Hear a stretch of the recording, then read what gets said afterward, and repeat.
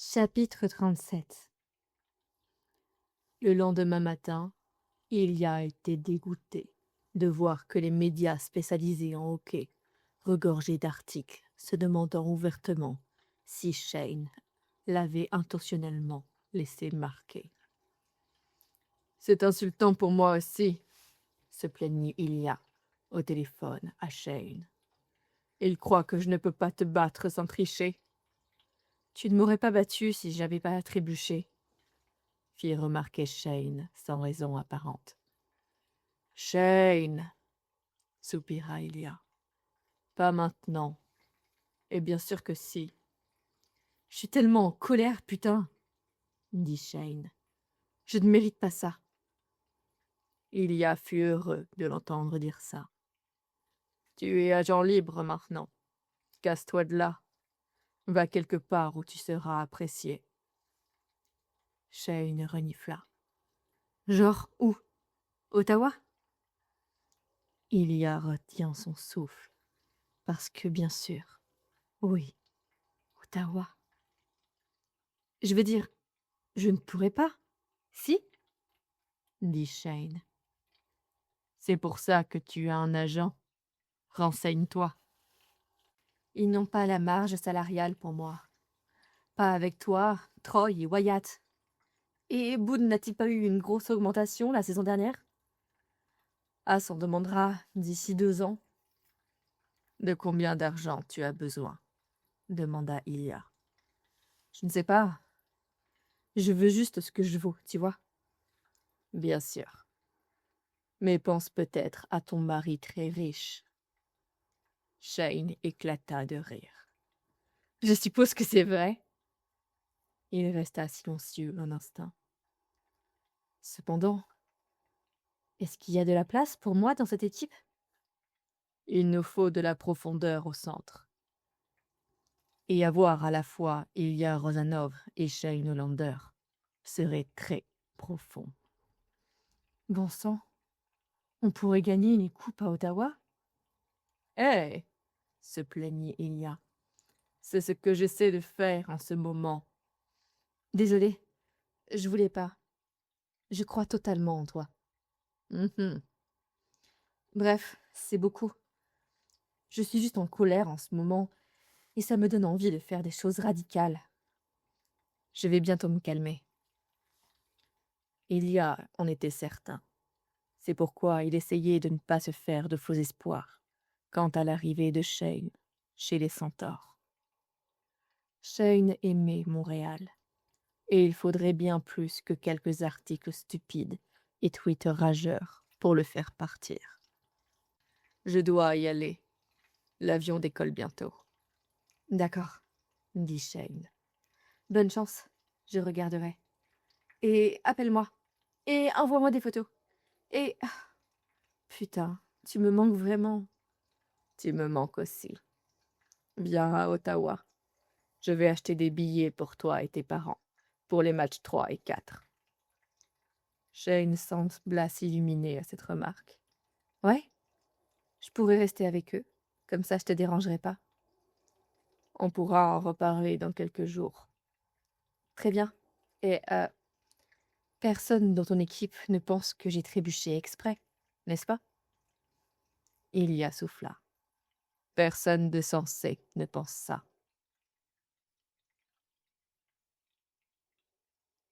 Les 2 premiers matchs se déroulaient à New York, et Ottawa les perdirent tous les 2. Puis Ottawa remporta le 3e match, à Ottawa. Cette fois, les 3 Hollanders étaient dans le public, ce qui avait ravi Ilya. Il n'avait jamais eu autant de personnes qu'il aimait à un de ses matchs auparavant. L'après-midi suivant, entre 2 matchs, Ilya et Shane regardaient le tennis ensemble sur le canapé d'Ilya. Ou du moins, c'est ainsi que cela avait commencé. En moins d'une demi-heure, Shane était étalé de tout son long, haletant pendant qu'Ilya le torturait avec la fellation la plus lente et paresseuse jamais réalisée. Tu Tu as oublié comment faire ça ou quoi? Shane poussa un cri de surprise. Ilya interrompit son doux léchage, juste en dessous du gland de Shane, et sourit. Tu es pressé? Un match éliminatoire à préparer. La bouche de Shane s'ouvrit en grand. Oh, va te faire foutre! Ilya rit, tandis que Shane le frappait à plusieurs reprises avec un coussin. Cela dégénéra en lutte, puis en baiser. C'est alors que le téléphone d'Ilya l'avertit de la présence de quelqu'un devant son portail. Il attrapa son téléphone sur la table basse et vérifia la caméra de sécurité. Puis, il éclata de rire, surpris. « Quoi? » demanda Shane. « C'est Scott Hunter. » Ici?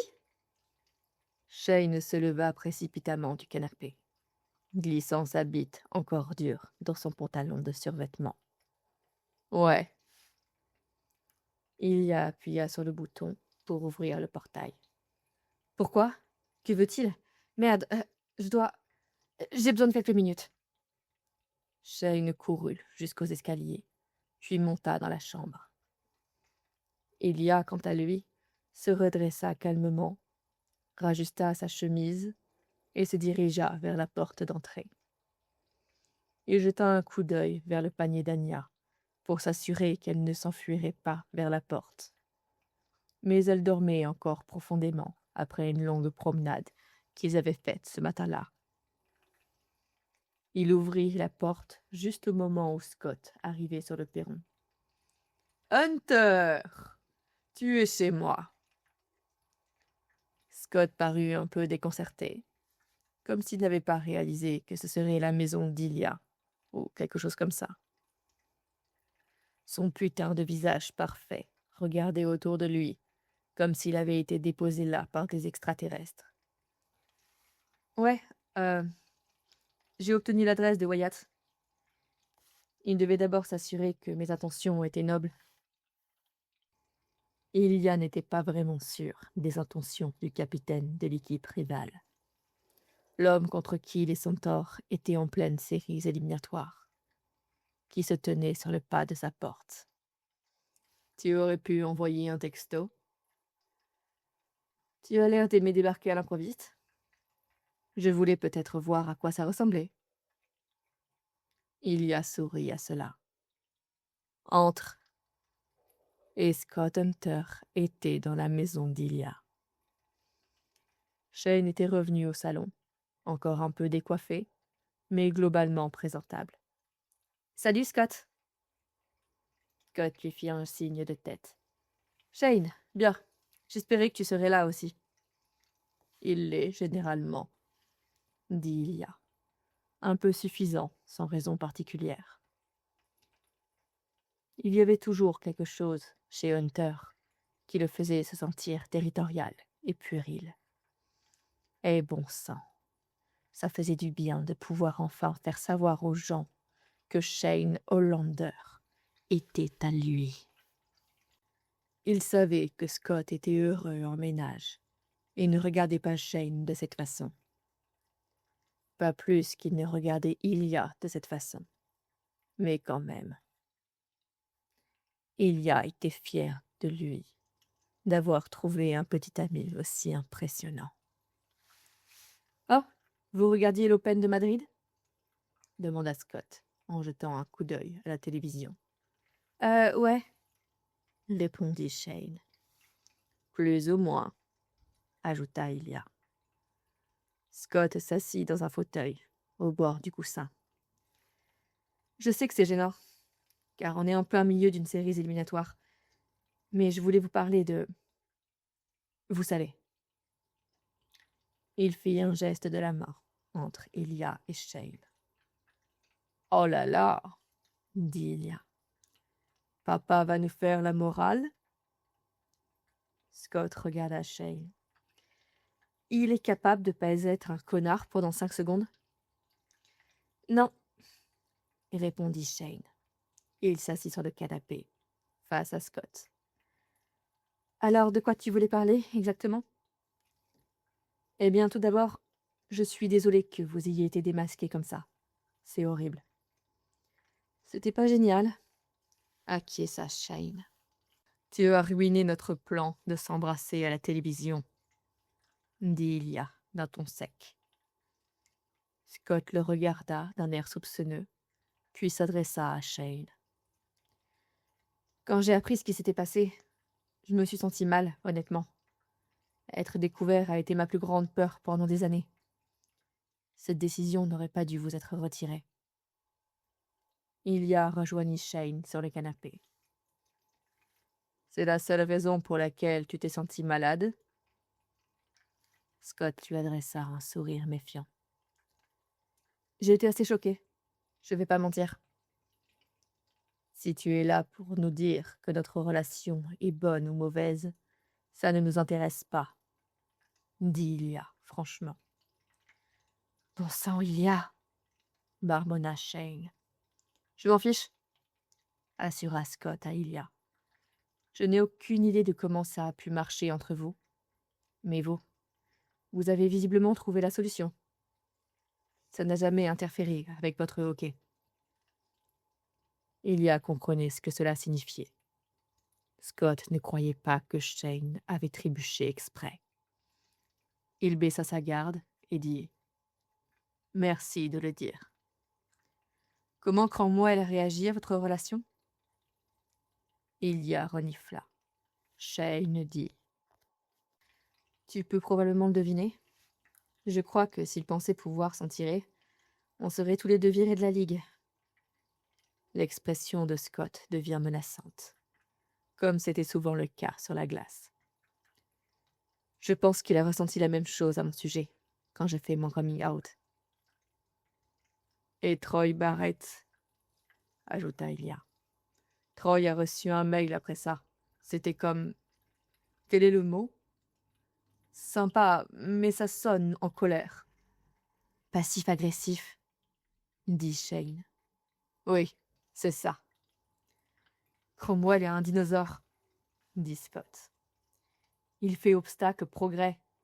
C'est en partie pour ça que je voulais vous parler. Carter Vaughan et moi essayons de créer un groupe de joueurs de la NHL.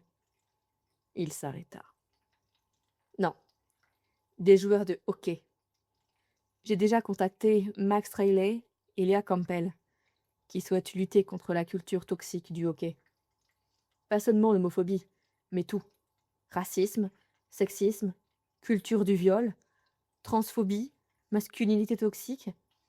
Je sais que ça paraît un peu énorme et impossible, mais ça doit bien commencer quelque part. Comme un club? Demanda Ilia.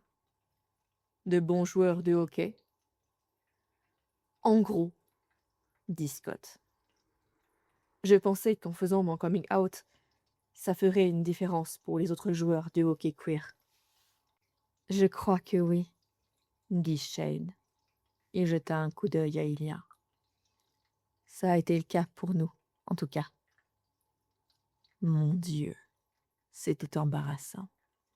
Mais c'était vrai. Ilia n'aurait probablement pas pris le risque d'essayer d'être avec Shane si Scott n'avait pas embrassé son petit ami à la télévision après avoir gagné la Coupe Stanley. « Ah bon ?» demanda Scott, surpris et peut-être un peu touché. C'est agréable à entendre.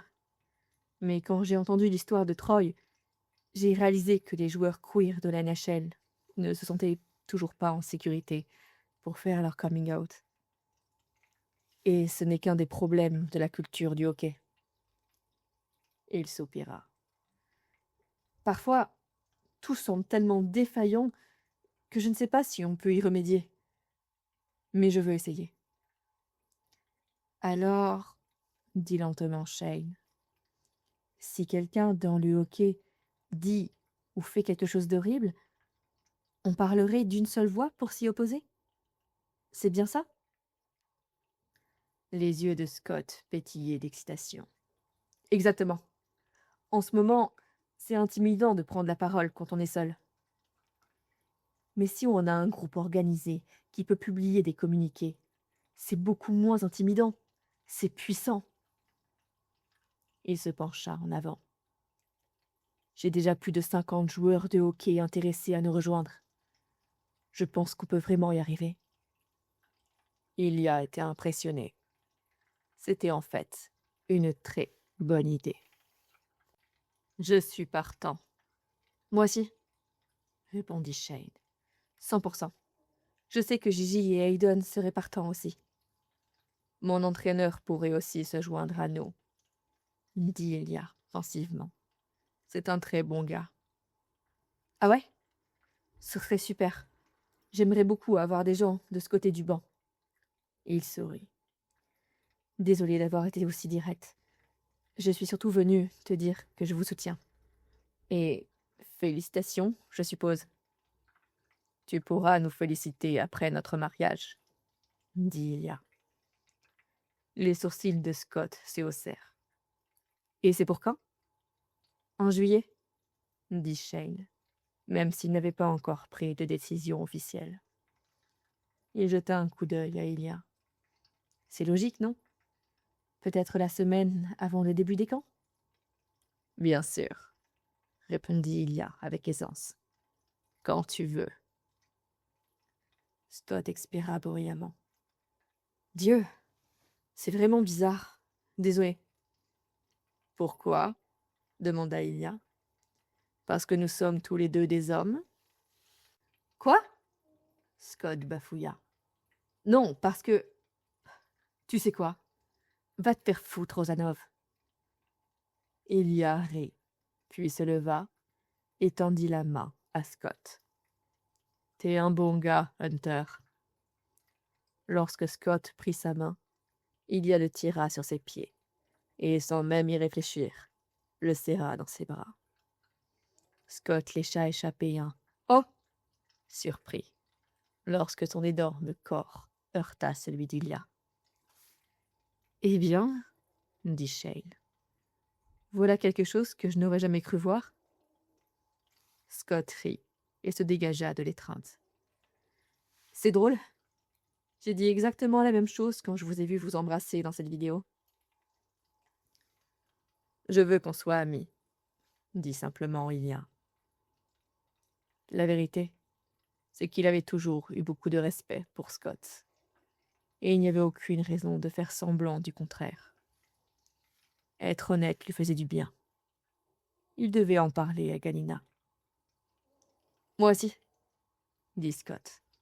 Puis il sourit et ajouta « Après la fin de cette série, bien sûr. » Elia lui rendit son sourire. « Je serai occupé en demi-finale après ça. » Continue de rêver, Rosanov. Finalement, New York remporta la série contre Ottawa, 4-1, éliminant Ottawa des séries éliminatoires. Les Centaures et leurs fans étaient déçus, mais optimistes quant à l'avenir de l'équipe. Dans l'avion de retour de New York, juste après le match, Elia se sentit s'enfoncer dans une spirale négative. Il était frustré de la perte. Mais c'était plus que ça. Il avait envie de disparaître plus tard. Il ne voulait pas que ses coéquipiers le regardent. Il ne voulait parler à personne. Il était épuisé et ne se souvenait plus de ce que ça faisait de ne pas être. C'était un peu dévastateur d'apprendre qu'aucun des changements qu'il avait faits dans sa vie, thérapie, victoire, adopter un chien, faire son coming out auprès d'amis et de coéquipiers sur sa sexualité et sa relation avec Shane, se fiancer, ne l'avait pas réparé. Même avec tant de raisons d'être heureux, il espérait presque que l'avion s'écrase vraiment cette fois. Non, bien sûr qu'il ne voulait pas ça. Il devait juste rentrer chez lui, retrouver son propre lit et y rester pour toujours. « Salut !» dit une voix.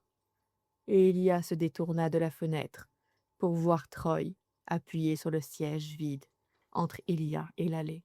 « Je peux m'asseoir 1 minute ?»« Ouais, bien sûr. »« Tu restes à Ottawa cet été? À côté du camp de Mont-Royal, je veux dire. » Elia faillit parler à Troy des préparatifs du mariage, mais il n'avait pas envie de partager ça pour l'instant. À la place, il dit « D'habitude, on va au cottage de Shane. C'est sur un lac, à peut-être 2 heures d'Ottawa. Ça a l'air sympa? Et toi, Ottawa, ou chez toi à Vancouver? » Troy plisa le nez. « Certainement pas à Vancouver. Je vais chercher une maison en dehors d'Ottawa, un endroit où Chiron pourra courir partout. » Ilia haussa les sourcils. « Tu vas vivre avec Harris, alors? » Les joues de Troy s'empourprèrent. « Ouais, je sais que c'est super tôt, mais oui. » Ilia sourit. « C'est Harris? Pourquoi attendre? Il est parfait pour toi. » « C'est vrai. » Le visage de Troy prit une expression rêveuse, qu'il chassa rapidement.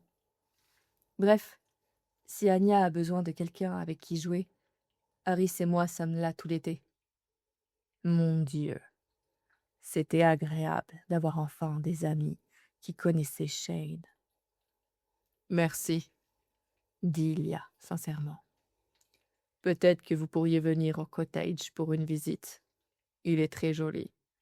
Et genre, immense. » Troy sourit. « Ça a l'air cool. » Il partit peu après, et Ilia se sentit un peu plus léger pendant quelques minutes.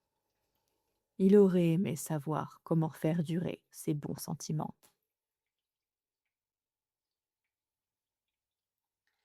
Il était presque 2 heures du matin quand Ilia arriva dans son allée. Mais Shane attendait juste derrière la porte d'entrée, Anya aboyant joyeusement à ses pieds. « Tu lui as manqué ?» dit Shane. « Mais elle est étonnamment facile à vivre, tu sais. » « Parce qu'elle est la meilleure. » Ilia se pencha pour lui gratter la tête. Sa main tremblait pour une raison inconnue. « Tu m'as manqué aussi, ma douce fille. J'ai fini de voyager pour un bon moment maintenant. » Il se leva pour accueillir Shane, qui observait son visage avec une inquiétude évidente. « Quoi ?» demanda Ilia. Shane ouvrit les bras. « Viens ici. » Le visage d'Ilia se décomposa avant même qu'il ne soit dans ses bras. Il sanglota contre l'épaule de Shane, sans même savoir pourquoi. Shane le serra dans ses bras, lui caressa les cheveux et faisant taire ses excuses. Quand il eut fini de pleurer, Ilia se sentit vide et tellement fatiguée. Shane l'emmena au lit. Anya les suivit. « Non, » dit Shane fermement, quand Anya sauta sur le lit. Il montra son panier dans un coin. Elle n'arrêtait pas d'essayer de dormir avec moi. Je pense qu'elle me déteste parce que je la laisse pas faire. C'est bien, probablement, soupira Ilia. Je suis trop tendre avec elle. Shane posa une main sur la joue d'Ilia. Tu es tendre avec tous ceux que tu aimes. Les lèvres d'Ilia s'étirèrent en un sourire. Ne le dis à personne. Ils se déshabillèrent, se rafraîchirent et allèrent se coucher. Shane embrassa doucement les joues et le front d'Ilia, puis enfin le coin de sa bouche. « Tu m'as tellement manqué, » murmura-t-il. « Oui, toi aussi. » Ils se regardèrent à quelques centimètres l'un de l'autre. « J'aime bien revoir la barbe des éliminatoires, » dit Shay, en caressant la barbe épaisse qui couvrait désormais la moitié inférieure du visage d'Ilia. Ça faisait un moment. Je devrais la garder. Peut-être un moment? C'est sexy. Ilia ferma les yeux et profita des caresses apaisantes du bout des doigts de Shane. Shane, dit-il doucement, après quelques minutes. Si on se mariait. Si? Bien sûr que oui. Il y avala difficilement. Alors, tu dois savoir. Savoir quoi? Il y a ouvert les yeux. Je ne vais pas bien. Comment ça? Je suis peut-être comme ma mère, déprimée, parfois. Et ce n'est pas guéri. Ce n'est peut-être pas quelque chose qui se guérit. Shane parut surpris, mais le cacha rapidement. D'accord.